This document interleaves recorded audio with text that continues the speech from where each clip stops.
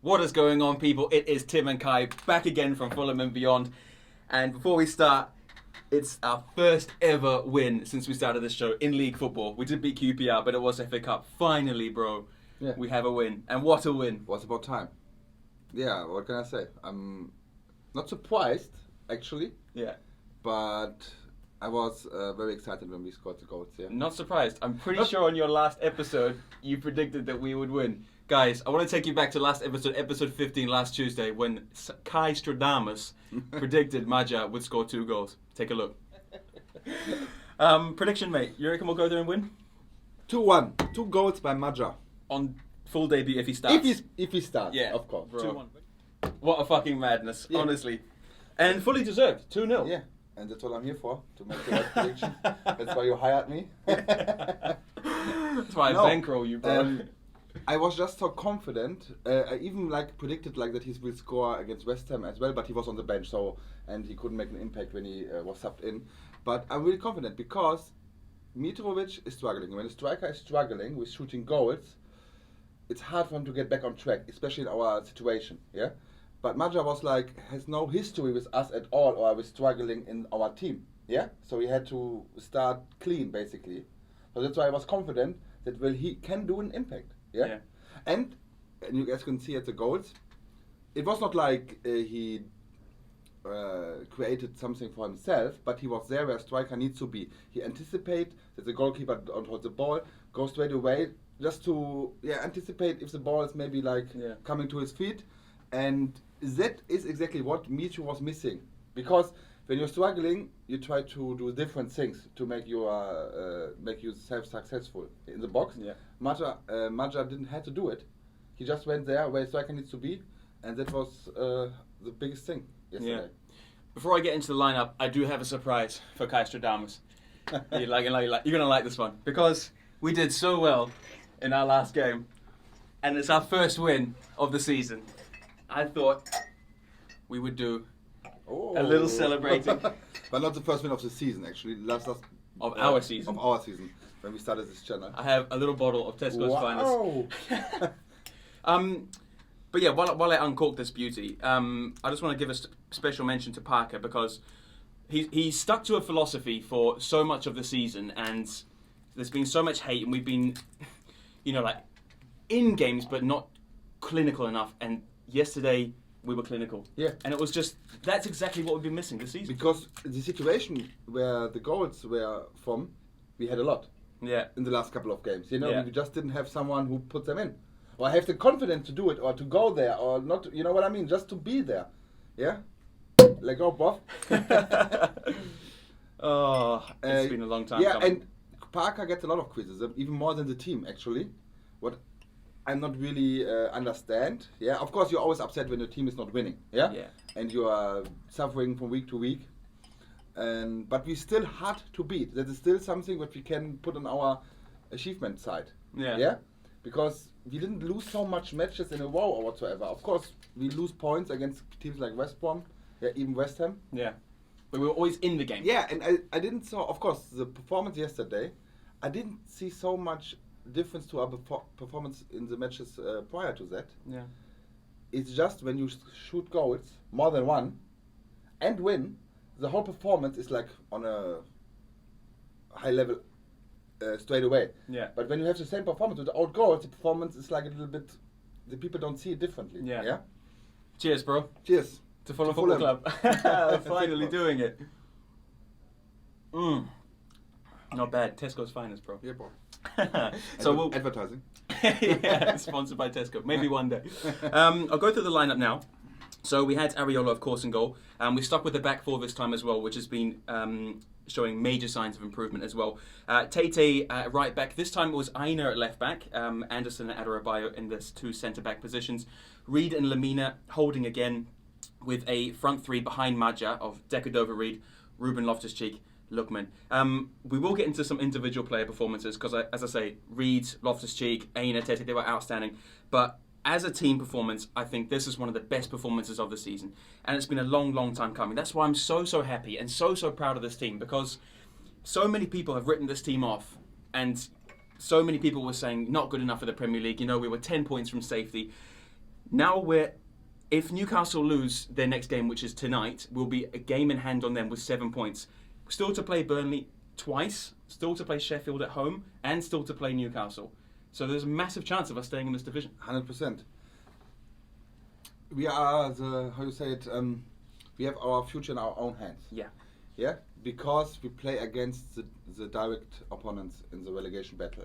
Yeah, and we play better football. Even if you couldn't show it in the past, like against Newcastle, maybe because we didn't win that game. Yeah, but when we keep performing like this, the wins will come. I said that a long time ago. Even as I said, when we play like this, it's not possible that we don't get results normally. You know what I mean? You're struggling to shoot goals, but now we have. I don't see only Maja responsible for it, of course. Yeah, it's a team effort to score goals. Yeah, when you see like the crossing from Lookman, I think it was. Yeah, quality. Yeah, it's a team effort. So and now because we scored 2 goals, win in the dominant performance, it's a confident boost. Yeah. And that the mental thing is very important in football, especially in the relegation battle. Yeah. Yeah, because when you get battered every week, which we're not. No. That's Exactly. right, yeah. That's the thing. That's why we're still hard to beat. So Yeah. and that is like a plus. So I'm looking very confident, and I think after the West Ham game, I said out of the next 5 games, we need 7 points to be still in a battle of surviving and not already relegated. Yeah. So we are half through already. Yeah. We have 3 points now. And maybe Everton away wasn't one of the games that you thought we could get a point. No. You know. So maybe this is. Yeah. You know, the thing is that we always play better against better sides. It's true. So I was expecting a win, or at least a point against Everton, to be honest, as Yeah. you saw previously. And that we maybe more struggle against teams like Sheffield or Burnley, you know. But yeah, if it can be like a perfect, I don't say a perfect week, like my fellow Barney Stinson, but but we can have 9 points after the next 2 matches. It's very possible. Yeah. Imagine you have so less points before that week, and then you can finish this week with 9 points. It's huge. Massive. It's for your confidence, for the other teams as well, because Fulham is on the 1. Yeah. Not maybe Liverpool or Manchester City will say that, but teams who are in the relegation battle as well. So yeah. And one thing to say about the lineup, I wanted this a long time ago. The 4. Really, the 4 in the back. Yeah. Just because of lack of scoring goals. Yeah. Yeah, because you have more options like this, and when you have Reed or Lemina, and you have even Anguissa, in my opinion, our best player so far this season, on the bench. Yeah. Yeah, you can bring him to secure the game. What he did, Spark as well. Yeah. Because we are always good to concede a goal, Yeah. basically. So that is a good thing. And the front, Lookman, the Bobby the cover Reed, they always do some action on the sidelines. Yeah. And I was very impressed with the performance as a whole. Yeah. And Loftus-Cheek was quiet but effective. He was good though, I would say. Yeah, but he didn't have so much like outstanding situations, but he was quiet but effective. Yeah. What is very important in my opinion. Yeah. So yeah, a couple of individual performances I want to shout out. Harrison Reed, man of the match. He was unreal. He was everywhere. Yeah. He was shooting. He was tackling. He was driving with the ball. Yeah. It was an unreal performance from Harrison Reed. It's like what we saw of him when he was in the Championship, when he was such a crucial player for us. We thought in the Championship, Harrison Reed has to play every game because he gives us that kind of energy and fight. Yeah. And sometimes it's been a little bit quiet for him this season for some reason or another. But yesterday, back to his best. Yeah, and it's a different thing because the midfield he played with in the Premier League is completely different to the one in the Championship. They're different players. They play differently, so his role is differently as well. And it takes time to adapt to that. He didn't start every game, like in the Championship, for example. So it's and he's truly the glue between our defensive team and our offensive team. Yeah. He's completely in the middle. He holds everything together, and you can always see his effort. Yeah. He's always trying. You can always see his passion. Yeah, and yesterday I think you could see on every player that they wanted to win. Yeah. They wanted this game to win against Everton. Make a statement against it. Yeah, look at the offensive line from Everton. Even if Calvert was not playing. Calvert Lewandowski. He was not playing, but it's still a good offensive team. Yeah, definitely. Yeah, Richarlison, James, then Bernard coming in. It's good players, good offensive players. And even King didn't even start, even with the main striker out, and he didn't even was subbed in. Should have come to Fulham, mate. No. No, because we got Manja. No, probably got Manja now. Yeah. Yeah, and I'm very happy about the performance in general, to be honest. Aina kept Robinson out as well on the bench. Aina came in at left back. He's done well at left back this season for us when he's had to fill in. I think Scott Parker saw it especially when Robinson was out because of the red card. Just to have a different impact on the game because it's a different type of player. Robinson is more offensively, I would say, but you don't need it on the left side with Lookman there. Too much, in my opinion. Yeah. So he just wanted to try it, and it worked. So yeah. Credit Scott Parker, because I remember also at the beginning when I saw the lineup, I have to admit I have to hold my hand up, and I wasn't too happy because I saw Anguissa on the bench. I saw Aina playing at left back when we have a left back at the club, and I saw also on the bench 4 centre backs. Do you see that? We had Odoi, Congolo, Ream, and Hector all on the bench, so we didn't really have a lot of attacking power to come off the bench if we were in trouble. And this was as well because Mitro was tested positive of the coronavirus, so that's why we didn't have another striker on the bench. Basically, we were yesterday like we were before. We have one striker in the squad, but yeah, it worked out. At least we played one this time. Get well soon, Mitro. He did test positive for COVID, so he'll be out for a couple of weeks. Hopefully, none of the other players were in contact with him. Josh Maja, mate, class. Even when you see his race without the ball, yeah, it's just the instinct he had as a striker. Yeah, I couldn't say he could anything better. To be honest, his movement in the box, like if you watch the first goal when Lookman passes to Aina and he blasts it across, Josh Maja runs forward, then he sees where the defender's going, pulls back, finds the space, and there's the tap in. I'm still not taking anywhere away from Mitrovic because everybody knows I'm a supporter of Mitrovic as well, even if he struggles with scoring goals. Yeah. But his movement is different because he's a different kind of striker. Yeah, that's why his movement is different, and that helps us a lot because with our players on the left and right side, when you have Lookman and Bobby de Coverweed there, it looks more, how you say it suits him more. Yeah, the fit is better. Yeah, because with him in the front, because his movement in the box is different. Yeah, so he is reacting differently to different kind of situations than Mitrovic. Not better, I wouldn't say that, but different. Yeah, and that is what we needed yesterday. Definitely, it's good to have those both options. Exactly, to have 100%. You need 2 different kind of strikers in the team. Yeah, and that's what we've been crying out for. So thank God he arrived and scored twice. It was our first ever league win at Goodison Park, mate. The first game we played in the league was 1949, I believe, or 48. Someone have to fact check me there. And we had 27 consecutive draws or losses. It was 22 losses in a row. Yeah. And then a few losses and draws. So finally, at the 28th attempt, okay, you have to say Everton was never really important enough for us to make a big performance. No, but that's always the first time for everything. Yeah, and it was the perfect time for us, to be honest.